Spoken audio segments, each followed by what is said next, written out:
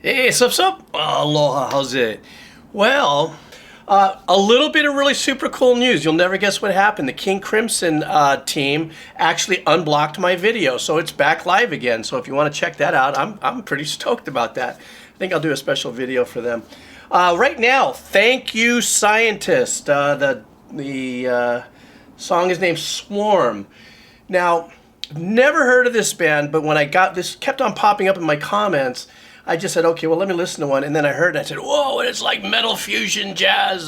So I'm really excited to hear this. I don't know anything about the band. I don't, once again, if this is your first time checking this out with me, I'm an old composer.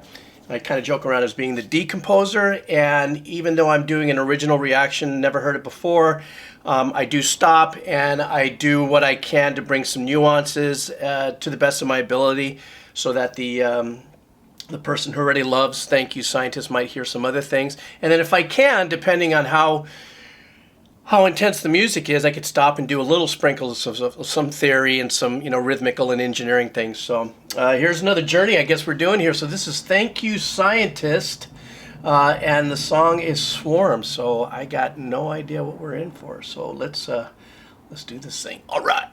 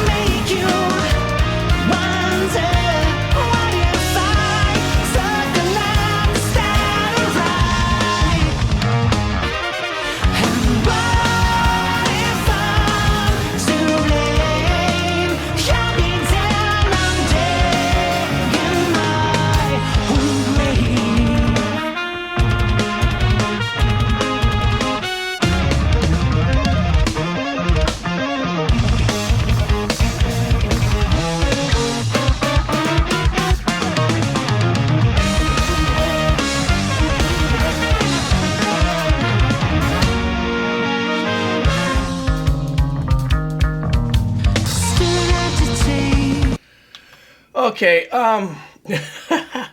this is like an absolutely amazing counter-rhythmic, abstract arrangement, power prog fusion jazz piece of music. There's no way that I could do a definitive reaction as far as like what's that meter and what's going on there. I literally would have to do this probably 10 times at minimum just to catch what's going on there as far as the meter changes and stuff.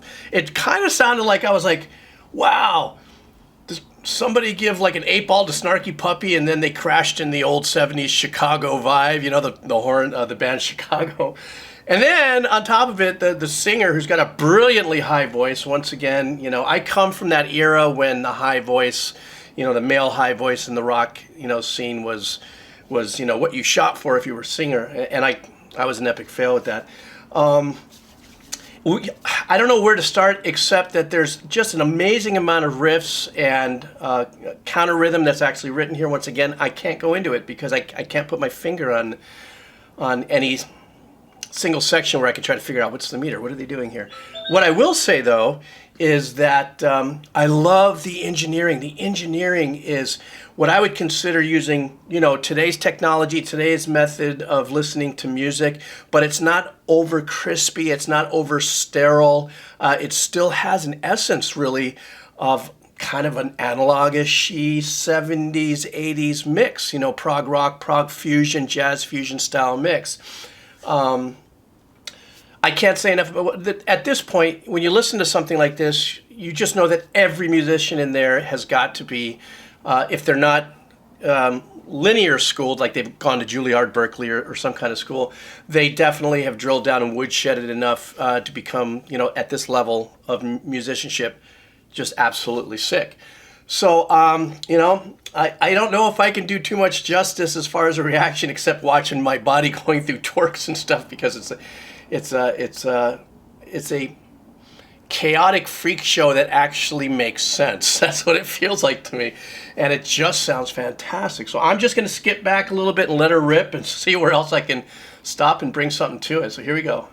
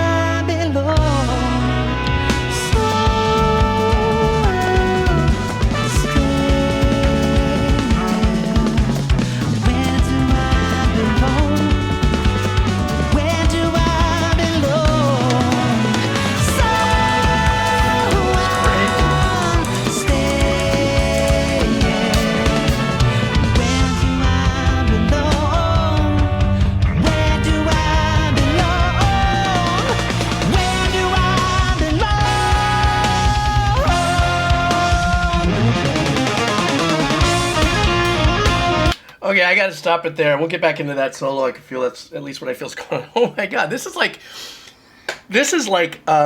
complete theater of the mind. This is like I would vote for whoever did this arrangement. Like if there was ever a redo of like Jesus Christ Superstar or something. This kind of style of arrangement is so much the journey in every turn that it's making. I want to go back a little bit to where the musicians are playing in unison a lot of the faster parts with the engineering. First of all, the drums, what I love about we're not going to go into the musicianship. We already know they're killing it, so nobody needs any praise at this point.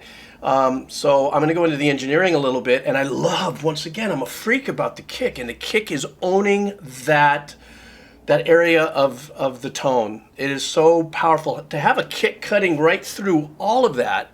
Other magic is there's a lot of hard left and right that's going on with the music. Guitars are panned hard and left, right.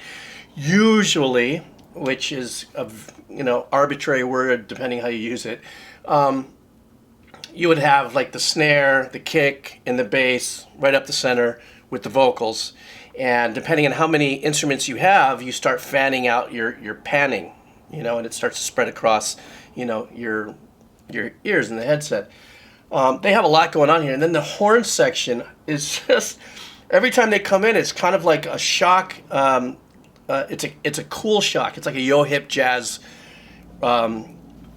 rip shock, you know, that ripping those sax lines and stuff through.